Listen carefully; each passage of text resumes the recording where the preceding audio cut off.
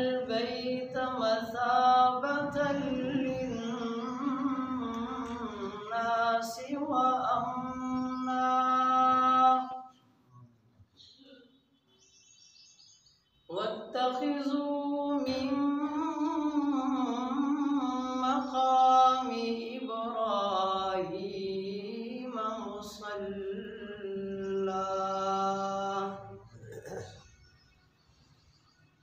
وعهدنا إلى إبراهيم وإسماعيل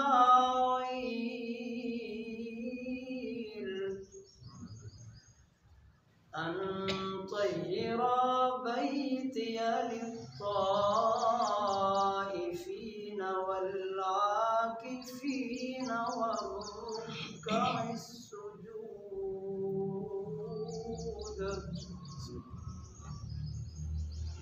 آمنت بالله صدق الله العظيم. سب حضرات عقیدت اور محبت کے ساتھ نماز اور حرم شریف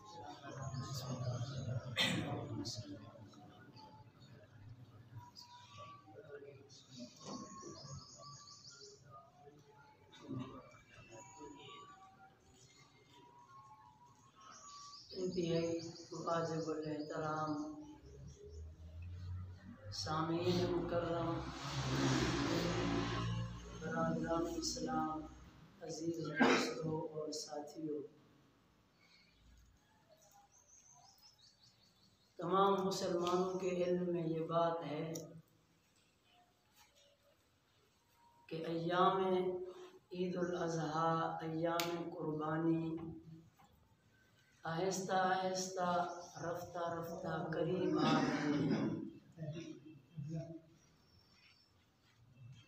اور مسلمانوں پر اللہ نے یاد خلیل سیدنا ابراہیم علیہ السلام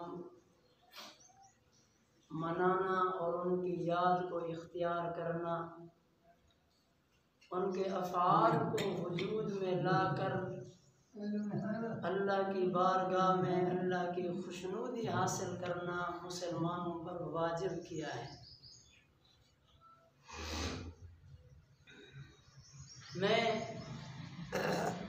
اصل تو موضوع قربانی ہی کے متعلق ہے، لیکن ساتھ ساتھ اپنی بات کو پورا بھی کر دوں جو گزشتہ جمعے ہم نے جس جگہ پر بات کو چھوڑا تھا۔ در حقیقت اس کی اور قربانی کے موضوع کی آپس میں گہری مناسبت ہے۔ بات یہاں تک پہنچی تھی کہ رحمت عالم صلی اللہ علیہ وسلم اپنے یاروں کے ساتھ خانوادہ علی رضی اللہ تعالی عنہ کے گھر میں تشریف فرما تھے، اور سیدہ فاطمہ زہرا رضی اللہ تعالی عنہا مہمانوں کے لیے کھانے کا انتظام فرما رہی تھی۔ تو جب اللہ کے محبوب کے 4 شاگردوں نے اپنی علمی حیثیت کے مطابق، علمی وسعت کے مطابق، اللہ کے محبوب کے فرمان کے مطابق اس سفید پلیٹ اور شہد اور اس میں باریک بال کو سامنے رکھ کے 3 باتیں بیان کی، تو سیدہ فاطمہ رضی اللہ تعالی عنہا نے بھی اپنے والد سے، حضور اکرم سے اجازت چاہی، یا رسول اللہ صلی اللہ علیہ وسلم اگر اجازت ہو تو آپ کی بیٹی فاطمہ بھی اس گفتگو کا حصہ بن جائے۔ تو رحمت عالم صلی اللہ علیہ وسلم نے اپنی لخت جگر کو اجازت مرحمت فرما دی۔ تو انہوں نے جو اپنے علمی جوہر دکھائے، گزشتہ جمعے پورا جمعہ ہی اسی پر گزرا تھا کہ انہوں نے فرمایا کہ سفید پلیٹ سے زیادہ روشنی عورت کے حیا کے اندر ہے، اور شہد سے زیادہ مٹھاس اس عورت کی زندگی میں محسوس ہوتی ہے جو باپردہ ہو کر زندگی گزارے، اور شہد میں موجود باریک بال کہ عورت پردے کے ساتھ زندگی گزارے کہ ساری زندگی اس کے چہرے پر کسی غیر محرم کی نگاہ نہ پڑے۔ فرمایا یہ معاملہ اور مسئلہ اتنا باریک ہے جتنا کہ شہد میں موجود باریک بال ہے۔ یہاں تک بات ہو چکی تھی۔ راوی جو اس واقعے کو نقل کرنے والے ہیں وہی حدیث کے اندر یہاں تک واقعہ بیان کرنے کے بعد آگے جو عبارت نقل کرتے ہیں بڑی عجیب عبارت۔ فرمایا فَبَيْنَهُمْ إِذْ جَاءَ جِبْرَائِيلُ فَقَالَ أَرْسَلَنِيَ اللَّهُ تَعَالَى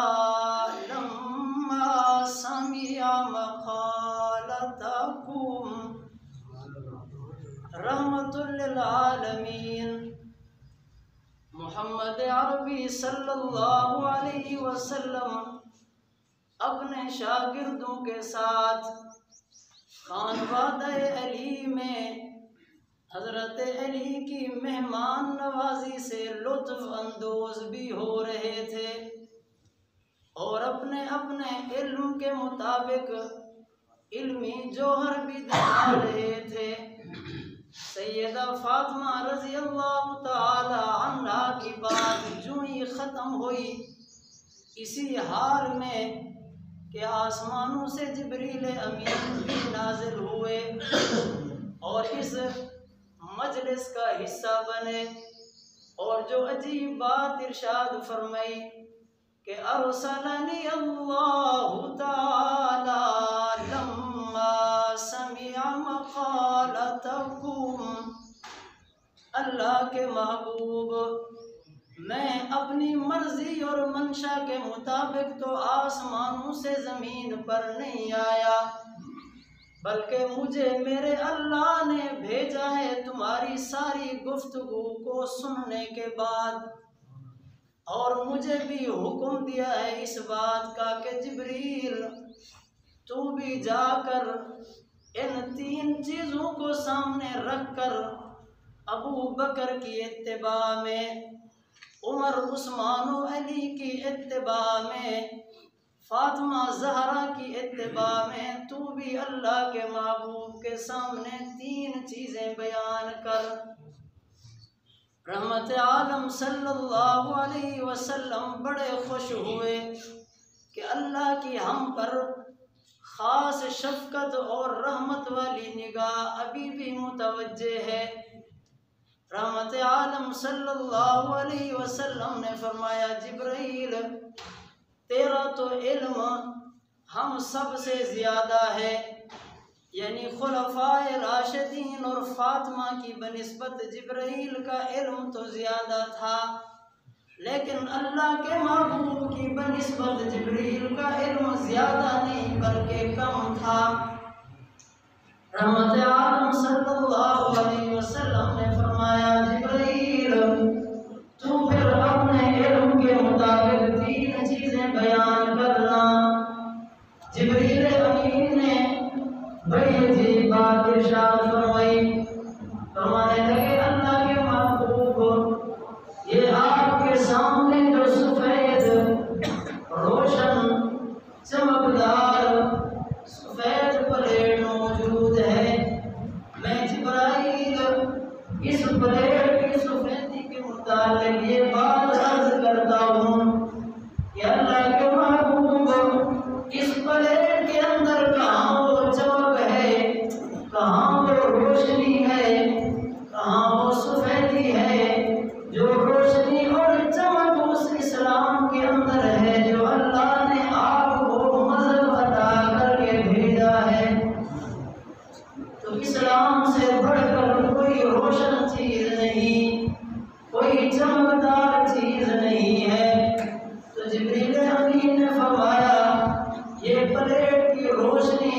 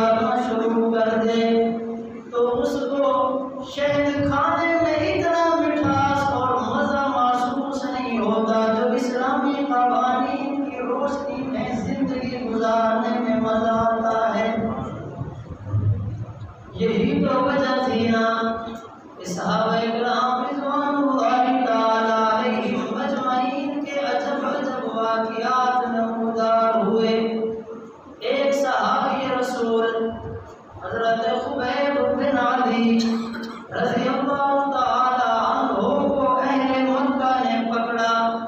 کچھ عرصہ قید کے اندر بند کر کے رکھا۔ پھر ایک دن کفار مکہ کے سرداروں نے مشورہ کیا کہ آج فلاں چوک پر درختوں کے ساتھ لٹکا کے پھانسی دے دی جائے، تاکہ مکہ میں جتنے مسلمان باقی ہیں وہ حضرت خبیب کے اس حشر کو دیکھ کر عبرت حاصل کریں اور اسلام سے باز آ جائیں۔ حضرت خبیب کو لایا گیا میدان کے اندر، ایک چوک پر درخت کے ساتھ لٹکایا گیا۔